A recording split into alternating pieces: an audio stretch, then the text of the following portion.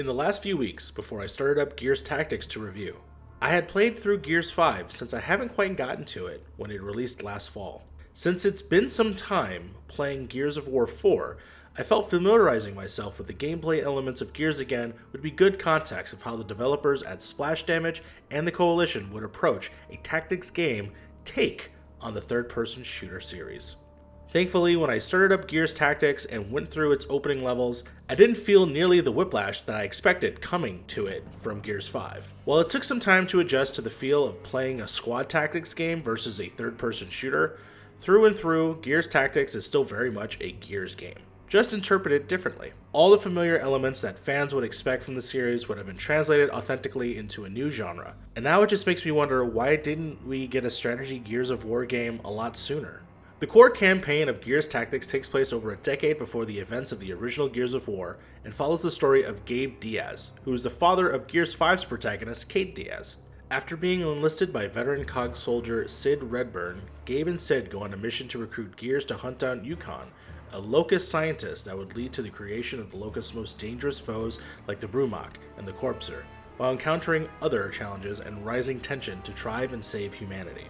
As a prequel to the events of the first game, Gears Tactics slightly treads on some familiar ground and scenery for the series fans, but for its production value and extra dimensions to the lore shouldn't make you doubt that it is a Gears game all the same.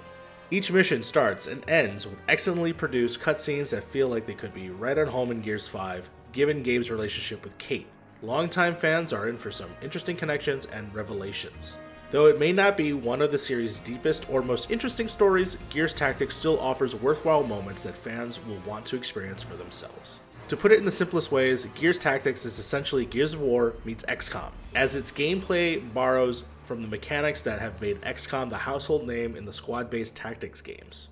The core elements of XCOM's gameplay, commanding a squad of characters, using action points to command them, and Overwatch are all here as you might expect them to be.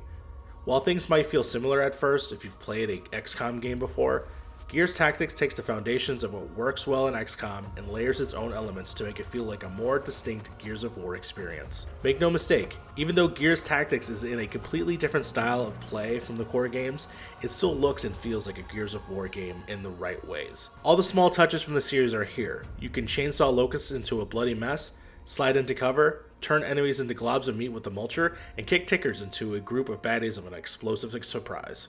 Even the distinctive Gears guitar riff that plays once you've cleared the battlefield of enemies makes its way into Gears Tactics, making it feel right in line with the games that have come before. However, Gears Tactics isn't just simply Gears of War XCOM. Though its core gameplay is largely inspired by XCOM, Gears Tactics makes a few fundamental changes that reinterprets it how it plays.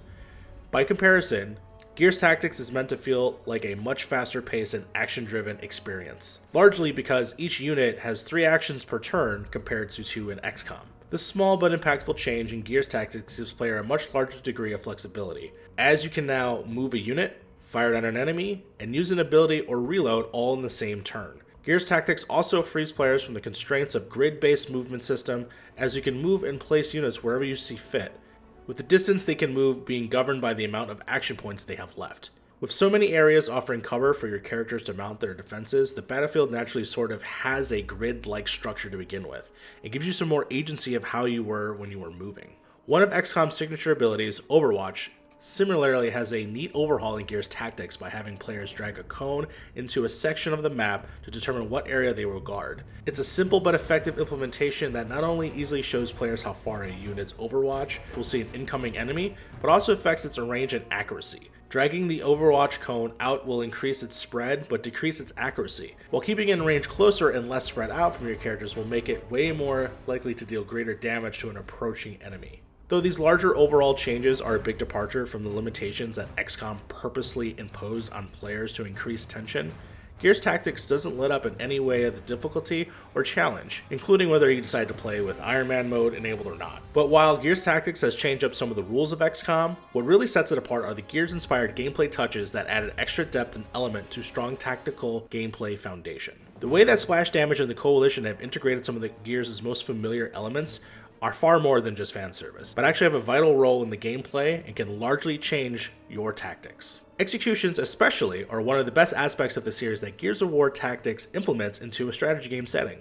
Once you get an enemy unit down to a certain amount of health, they'll be down and vulnerable to an execution by one of your units. Aside from witnessing the gory scenes that we've come to know and love from the Gears series, executions in Gears Tactics also have a benefit of giving each of your other units an extra command for that round, making them a huge advantage to, well, execute. In one round of a level where I executed 3 enemy locust drones, one with my snipers, I was able to gain basically an entire extra turn with all of my squad members, allowing me to set up a devastating turn for the next wave of enemies. Players in Gears Tactics will command a squad of up to 4 characters throughout the campaign, which is usually divided into levels between 1 or 2 heroes that are crucial to the story, such as Gabe or Sid, and assorted Gears soldiers that you recruit along the way. Each of your soldiers is based on 1 to 5 classes: Support, Vanguard, Scout, Sniper, and Heavy. They will each have their own specialized abilities and weapon preferences. While you can't change the fundamentals of these classes, like the primary weapon that they're using or their feature set, over the course of the campaign you will be able to gain new weapon parts that can alter different stats like damage, accuracy, and ammo capacity, along with the skill points to unlock new abilities or passive skills. Each class features their own distinct skill trees with several paths and specializations, as Splash Damage and the Coalition have given players a lot to work with to make their squad their own in Gears Tactics. The extensive array of customization options for your squad members in Gears Tactics also adds a whole other level to make each other feel distinct from one another. When I first started gaining new Gears recruits that I could add to my squad, I spent more than a fair share of my time just tweaking the various settings and custom features that you can add to them. While they start out randomly generated, recruits can be completely altered to your liking compared to other hero units, other than their race, gender, and class. You could alter their hairstyles and color, name, customize each of their weapons and armor down to their color, metal finish, adding a design pattern, and more. Gears Tactics goes all out with the customizations for each unit, and it's one of the game's best elements that I hope makes into future mainline Gears titles.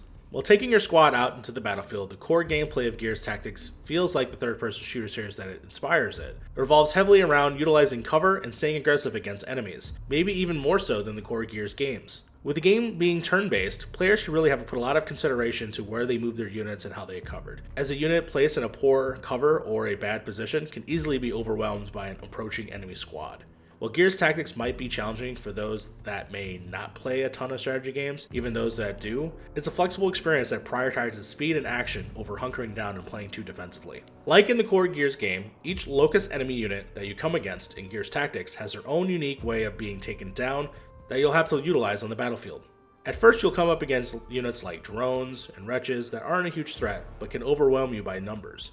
Later on you'll be facing more specialized locust units like the Grenader, which can do heavy damage to characters up close, snipers that will pin your characters in place, and others that you'll need to exploit their weaknesses in order to take them out effectively. Gears Tactics can be pretty challenging with the number of enemies that you'll have to fight on a map, making it easily to get overwhelmed. However, the way it tutorializes each enemy type and teaches the player how to deal with them feels smart and well developed, especially once things get more difficult later in the game. This all culminates in several boss fights during the campaign of Gears Tactics, which puts all the players' tactical skills to the test. Each of the bosses that you come up against features some of the most iconic big bads in the Gears universe.